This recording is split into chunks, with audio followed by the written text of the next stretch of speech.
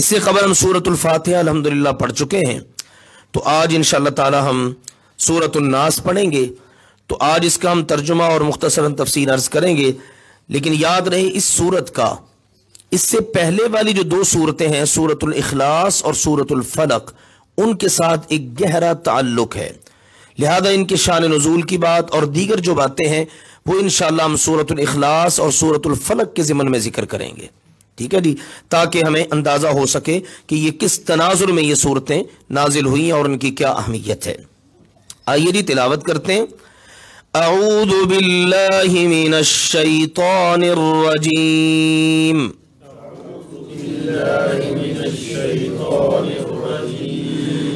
بسم اللہ الرحمن الرحیم، قل اعوذ برب الناس۔ جی ابھی آپ نے صرف یعنی اپنی سماعت میرے حوالے کر کے یعنی غور سے سن کے میرے پیچھے ویسے ہی پڑھنا ہے، ٹھیک ہے۔ ابھی کچھ چیزیں ایسی ہیں جو میں نے پڑھی نہیں ہیں، مثلا بے ربی، را کو جیسے میں نے پڑھا ویسے ہی آپ پڑھی، بے ربی، بے ربی نہیں، آپ نے پورے میری آواز پر توجہ رکھنی ہے ابھی، ٹھیک ہے جی۔ اعوذ، حمزہ اور عین ہم نے پڑھ لیا ہے، اس پر آپ نے اس قاعدے کلیہ کو بھی ذہن میں رکھنا ہے، ٹھیک ہے نا، حمزہ کو عین، عین کو حمزہ نہیں بننے دینا جی۔ قل اعوذ برب الناس، ملک الناس، الہ الناس، من شر الوسواس الخناس،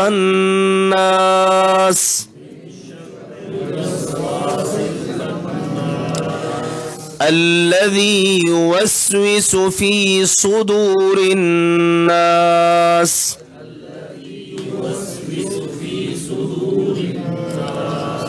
جی صدور میں کیا کلمہ حرف استعمال ہوا ہے؟ صاد۔ اب ہم نے اس کو باریک نہیں ہونے دینا، صدو نہیں پڑھنا، سو سو، ایک ہے یہ والی آواز باریک نہیں، یہ صاد ہے، فی صدور الناس، من الجنة والناس۔ جی بسم اللہ الرحمن الرحیم، شروع اللہ تعالیٰ کے نام سے جو بڑا ہی رحم فرمانے والا اور انتہائی مہربان ہے۔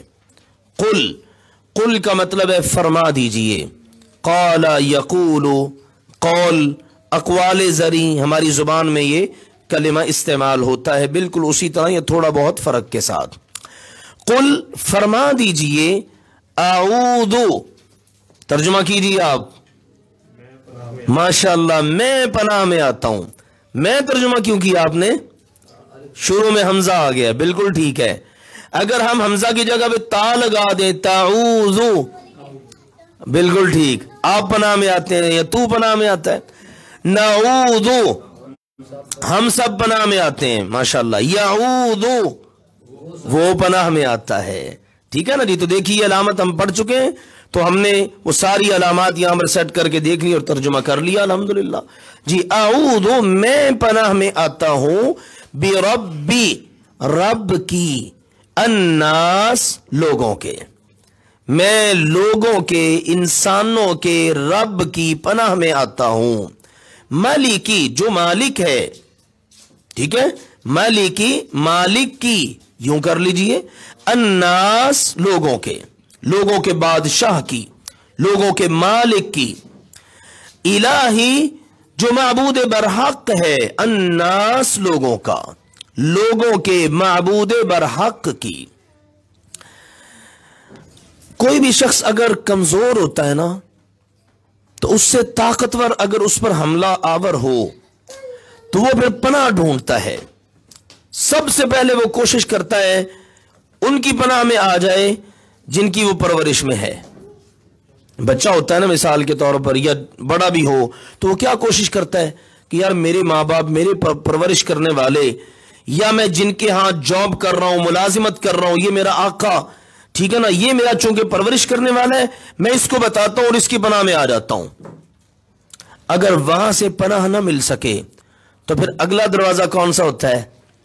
بادشاہ کا, عدالت کا, جہاں پر سلطہ ہوتا ہے, اختیار ہوتا ہے نا.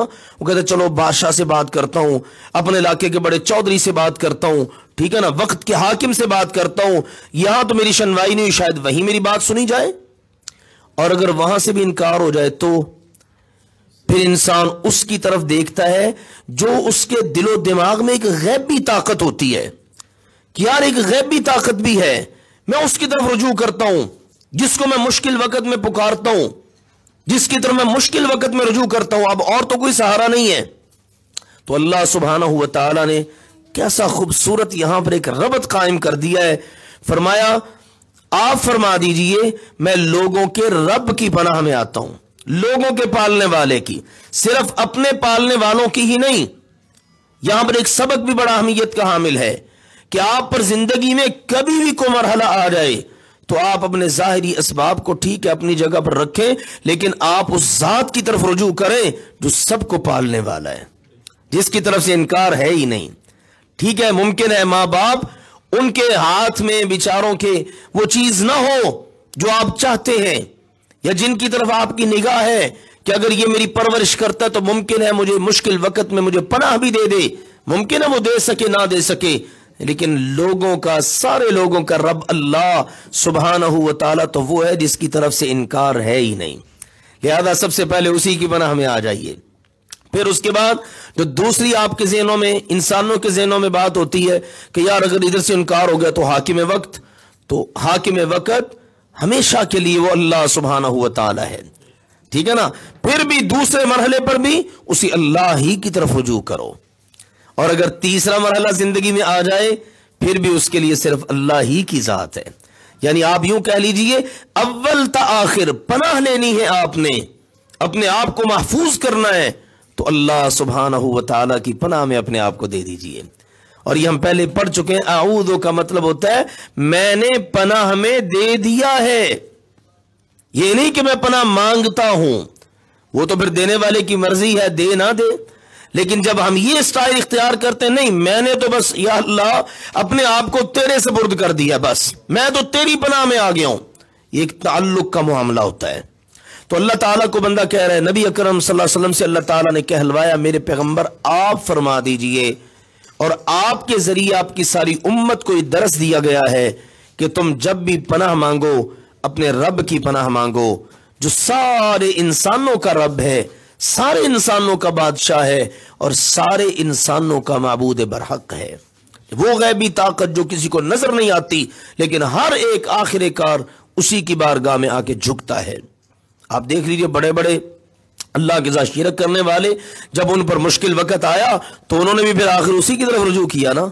فرعون کتنا بڑا تھا جو کہتا تھا انا ربکم الاعلی, میں تمہارا سب سے بلند و بالا رب ہوں, میرے علاوہ رب ہے ہی کوئی نہیں, میں ہی تمہارا معبود ہوں. لیکن جس وقت وہ پانی میں غوطے کھانے لگا تو اس کے منہ سے بھی پھر اللہ کا نام آخر نکل ہی آیا. ٹھیک ہے نا, ابو جہل کا بیٹا اکرما جو بعد میں مسلمان ہو گئے تھے رضی اللہ تعالی عنہ, جب کشتی نے پانی کے اندر ڈولنا شروع کیا تو کشتی والے کہنے لگے اب تو محمد کے رب کوئی پکارو, اب یہاں کوئی اور کام نہیں آ سکتا. تو انہوں نے کہا اچھا اگر خشکی میں اور تری میں محمد کا رب بھی کام آ سکتا ہے تو پھر آج تک ہماری لڑائی ان سے کس کے بات کی تھی؟ ہم تو یہ کہتے تھے کہ نہیں وہ کام نہیں آ سکتا, تو چلو واپس مڑو. تو یہ ایک بات نے کلک کیا اور وہ کلمہ پڑھ کر مسلمان ہو گئے. تو کہنے کا مقصد یہ بڑے بڑے یہ جابر قسم کے لوگ جو ہے نا, اللہ کے ساتھ شرک کرنے والے, زندگی بھر اللہ کا انکار کرنے والے, اللہ کی بغاوت کرنے والے, ایک وقت آ ہی جاتا ہے کہ حالات اس سے منوا لیتے ہیں کہ سارے لوگوں کا سچا معبود کون ہے؟ اللہ سبحانہ و تعالی. تو اس ہمارے پیارے رب نے ہمیں یہ تعلیم دی ہے اول تا آخر بس اپنے آپ کو اسی رب کی پناہ میں دیے رکھو. پھر اس کے بعد اگلی بات کس چیز سے پناہ میں ہے؟ جو ہم نے سورۃ الفلق پڑھنی ہے نا, اس میں اور بعض چیزیں ہیں جن کا تعلق انسان کے جسم سے کہہ لیجئے. اب ان چیزوں کا یہ جو اس میں بیان ہو رہی ہے نا, اس کا تعلق ہے بندے کے خیالات سے, جو آخر کار ایسی شکل اختیار کرتے ہیں کہ بندہ اس کو عملی جامہ پہنا دیتا ہے. تو وہ صورت پڑھیں گے, ظاہری طور پر انسان اپنے آپ کو محفوظ کر لیتا ہے, اور یہ صورت پڑھنے سے بندہ باطنی طور پر یا روحانی طور پر اپنے آپ کو محفوظ کر لیتا ہے. یہ ہے وہ صورتیں جو اللہ نے امت کو بطور گفٹ کے عطا کی ہیں. تو کس چیز سے بنا ہمیں؟ من شرری، شر سے، من سے، شرری شر، شرارت، یہ بھی کلمہ ہماری زبان میں استعمال ہوتا ہے. الوسواسی، وسوسے ڈالنے والے کے.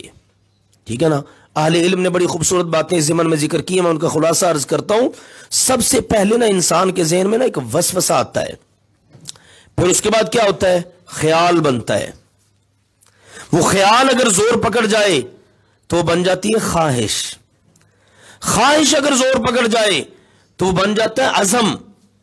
بندے کا پکا ارادہ بن گیا، عزم کر لیا میں نے. تو اب عزم اگر وہ بھی مستقل طور پر جگہ پکڑ جائے تو اب وہ شکل اختیار کر لیتا ہے نیت کی. اب اس کے بعد انسان اپنی اس نیت کو عملی جامہ پہنانے کے لیے اپنے وجود کو استعمال کرتا ہے. تو ابتدا کہاں سے ہوئی تھی؟ وسوسے سے. تو یہاں پر سبحان اللہ دیکھیے، اللہ نے کہا بالکل ابتدا سے ہی تیرے دل میں وسوسہ بھی نہ آنے پائے کسی شرارت کا، کسی شر کا، کہ جس کی وجہ سے تو عملی جامہ پہنا کر، شیطانی اس وسوسے کو عملی جامہ پہنا کر تو بالکل پٹری سے اتر جائے اور شیطان کے ہاتھوں اغوا ہو جائے. تو بالکل ابتدا سے ہی تو اپنے رب کی پناہ میں آ جا. تو وسوسے ڈالنے والے کے شر سے. الخناس، خانون سا کا مطلب ہوتا ہے ہٹنا، پیچھے ہٹنا، آگے بڑھنا پھر پیچھے ہٹنا. جیسے دشمن ہوتا ہے نا، آگے بڑھ کے وار کرتا ہے، پھر پیچھے ہٹتا ہے، چھپ جاتا ہے، پھر وار کرتا ہے. تو یہی صورتحال اس شیطان لعین کی ہے. اللہ تعالیٰ نے ستاروں کے لیے استعمال کیا الخنس کا لفظ سورہ تکویر میں. رات کو نکل آتے ہیں، غروب ہو جاتے ہیں، کبھی یہاں طلوع ہے کبھی وہاں طلوع ہے، تو ان کے لیے کلمہ استعمال ہوا ہے. شیطان کی بھی یہی صورتحال ہے نا. جیسا کہ حدیث میں آتا ہے نا، جس وقت اذان ہوتی ہے تو کیا ہوتا ہے؟ وہ ہوا خارج کرتے وہ بھاگتا ہے اللہ کے ذکر سے. یعنی انسان جب اللہ کا ذکر کرتا ہے نا تو یہ پیچھے ہٹ جاتا ہے. سبحان اللہ، اللہ کے ذکر میں کتنی طاقت ہے. اسی لیے تو ہمارے پیارے نبی کریم صلی اللہ علیہ وسلم کان یذکر اللہ فی کل احیان، ہر وقت اللہ کے ذکر میں لگے رہتے. گھر سے نکلنا ہے تو ذکر، گھر میں داخل ہوئے تو ذکر، بیت الخلاء میں گئے تو ذکر، بیت الخلاء سے نکلے تو ذکر، سونے لگے ہیں ذکر، سو کر اٹھے ہیں تو ذکر. یعنی کوئی لمحہ ایسے، کھانا کھایا ذکر، کھانا کھانے کے بعد ذکر. آج ہم یہ ذکر کرتے نہیں ہیں، اسی لیے ہم سب شیطان کے ہاتھوں اغوا رہتے ہیں. ہر وقت ہمارے الٹے خیالات، ٹھیک ہے نا جی، الٹے کام، الٹی باتیں، شیطانی کام. کیوں؟ اس لیے کہ ہم اللہ کا ذکر ہی نہیں کرتے. تو شیطان کو بھگائیں کہاں سے؟ اب اللہ کا ذکر ہوتا ہے، بھلے وہ اذان کی صورت میں کیوں نہ ہو. اذان ہوتی ہے تو فرمایا نبی اکرم صلی اللہ علیہ وسلم نے، وہ ہوا خارج کرتا ہوا بھاگتا ہے اور وہاں جا کے رکتا ہے جہاں اذان کی آواز نہیں آتی. اذان مکمل ہو گئی، اب وہ آ جاتا ہے دوبارہ، اب وہ خیالات ڈالتا ہے، کام یاد دلاتا ہے، ابھی تو یہ کام ہے، ابھی تو وہ کام ہے، ابھی تو گاہک نہیں آنا، ابھی تو میرا فلاں کام رہتا ہے، چلو یہ کام نپٹا لوں پھر میں نماز پڑھ لوں گا. اور ہم لوگ جو نماز پڑھنے والے ہوتے ہیں ان کو یہ بھی ڈال دیتا ہے کہ چلو کوئی بات نہیں، دوسری جماعت کروا لیں گے جا کے. ہوتا ہے نا جی ایسا. یہ سب کیا ہے؟ شیطانی وسوسہ. اور اس کے بعد کیا ہوتا ہے؟ نبی اکرم صلی اللہ علیہ وسلم نے فرمایا کہ جس وقت مؤذن اقامت کہتا ہے نا، اب وہ شیطان تو ادھر ہی ہوتا ہے، اقامت کی آواز سن کے پھر دوڑ لگا دیتا ہے، وہاں جا کے رکتا ہے جہاں اس کی آواز نہیں آ رہی ہوتی. اقامت مکمل ہو گئی، اب وہ بھاگ آتا ہے دوبارہ، پھر اب دوبارہ آ جاتا ہے. دیکھیں نا، ہٹا پھر آ گیا، ہٹا پھر آ گیا. اب آ کے وہ وسوسے ڈالتا ہے. اور فرمایا نبی اکرم صلی اللہ علیہ وسلم، یہ صحیح بخاری کتاب الاذان کے اندر یہ حدیث موجود ہے، آپ نے فرمایا پھر وہ ایسی ایسی باتیں یاد دلاتا ہے جو بندے کو ذہن میں بھی نہیں ہوتی. کہتا اذکر کذا، یاد کر وہ فلاں چیز، یاد کر وہ فلاں چیز، وہ فلاں سے پیسے لینے تھے، وہ فلاں کا جناب فلاں مسئلہ تھا. جو بندہ جس فیلڈ کا ہوتا ہے نا وسوسہ، ویسا ہی وہ بدبخت ڈالتا ہے. پڑھنے والوں کو وسوسے ڈالے گا، کوئی مسئلہ نہیں حل ہو رہا، اہل علم کسی مسئلے کی جانچ پڑتال میں، تحقیق میں اس وقت میں ڈالے گا. بعض اہل علم ذکر کرتے ہیں کہ ہمیں اگر کوئی مسئلہ حل نہیں نہ ہو رہا ہوتا تو ہم نماز پڑھنا شروع کر دیتے ہیں، اور اللہ کے نبی کی بات پوری ہو جاتی ہے کہ شیطان اس وقت ایسے وسوسے ڈالتا ہے، خیالات ڈالتا ہے، وہ مسئلہ ہی ادھر حل ہو جاتا ہے. ہمارے کتنے مسئلے نماز میں حل ہو رہے ہوتے ہیں. سیدنا عمر رضی اللہ تعالیٰ عنہ تھے نا، کس فیلڈ سے تعلق تھا؟ جہاندیدہ آدمی تھے، کمانڈر آدمی تھے، دن رات اسی کام میں لگے ہوئے تھے کہ جناب فلاں لشکر کو کدھر روانہ کرنا ہے، فلاں کو کدھر بھیجنا ہے۔ حالانکہ شیطان ان کو دیکھ کر راہ بدل لیتا تھا، لیکن ہے تو شیطان ہی نا۔ کہتے ہیں ہم نماز پڑھ رہے ہوتے ہیں نا، تو نماز میں ہم لشکر روانہ کر رہے ہوتے ہیں کہ کس لشکر کو کدھر بھیجنا ہے، کس لشکر کو کدھر بھیجنا ہے۔ تو آپ اندازہ کر لیجئے شیطان کی قوت اور طاقت کا۔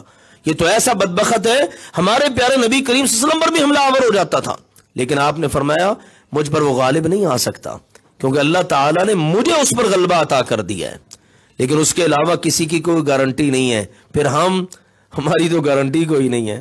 ذرا سا وسوسہ آتا ہے تو ہم تو جناب پہلے تیار بیٹھے ہوتے ہیں کہ آئے صحیح وسوسہ تو ہم اس پر چلنا شروع کر دیں۔ یہ ہماری حالت اور کیفیت ہے۔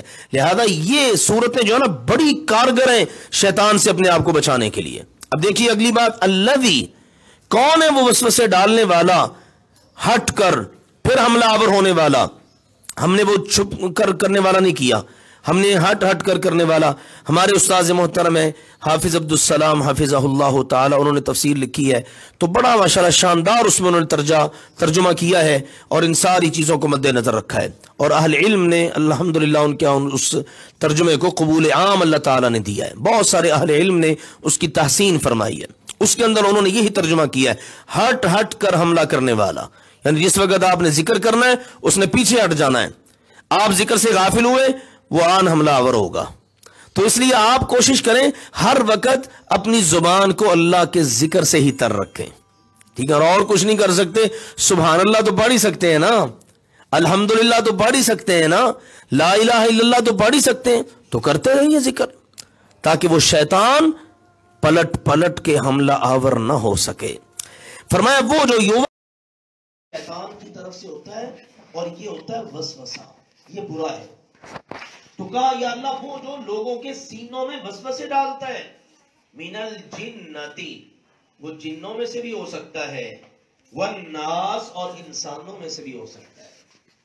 اور کر لیجئے اللہ تعالی نے الناس کہہ کر یہاں پر بار بار اس کو بیان کر کے اہل علم کا کہنا در حقیقت یہ بات ذکر کی ہے، انسان بعض اوقات خود ہی اپنے دل میں آنے والے خیالات سے مرعوب ہو کر غلط راہ پہ چل پڑتا ہے، اور بعض اوقات ایسا ہوتا ہے جو اردا گرد لوگ ہوتے ہیں نا، وہ اس کے کان بھر کے اس کو غلط راہ پہ چلا دیتے ہیں۔ اس لیے انسان کہہ رہا ہے یا اللہ میں بھی تو انسان ہی ہوں نا، بھلے میرے دل میں خیالات آئیں الٹ، یا میرے اردا گرد رہنے والے انسان مجھے غلط راہ پہ چلائیں، میں ہر صورت میں تیری پناہ میں آتا ہوں۔ اور یہاں سے یہ بھی پتہ چل رہا ہے کہ وسوسے ڈالنے والے، سینوں میں باتیں ڈالنے والے صرف جنات ہی نہیں ہوتے، بہت سارے انسان بھی ہوتے ہیں۔ آپ کو خیر کی بات بتانے والے، آپ خود غور کر لیجئے آپ کے قرب و جوار میں کتنے لوگ ہیں، اور آپ کو غلط راہ پہ لگانے والے، یا آپ اگر غلط راہ پہ چل رہے ہیں تو کہتے ہیں جی جو جہاں لگا بس لگا رہے، ٹھیک ہے کوئی نہیں یار تم اپنی نمٹاؤ، تمہیں کسی کی کیا پڑی ہے، چھوڑو پرے، وہ خود ہی بھگتے گا، ٹھیک ہے؟ یہ کتنے لوگ ہوتے ہیں۔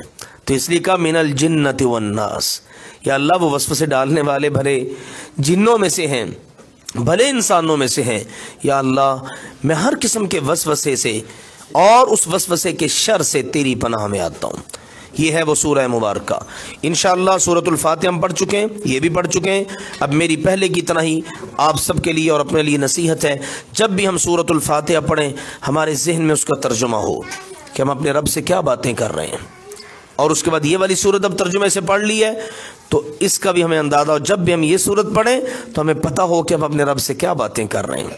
اور یہ ذہن میں رکھیے ہم اپنے آپ کو اپنے رب کی، اپنے بادشاہ کی، اپنے معبود برحق کی پناہ میں دیتے ہیں، ٹھیک ہے نا؟ ان ساری ظاہری باطنی نظر آنے والی نہ نظر آنے والی ساری قوت و طاقتوں سے جو ہمیں غلط راہ پہ چلا سکتی ہیں۔ اللہ ہمیشہ ہر حال میں ہماری حفاظت فرمائے۔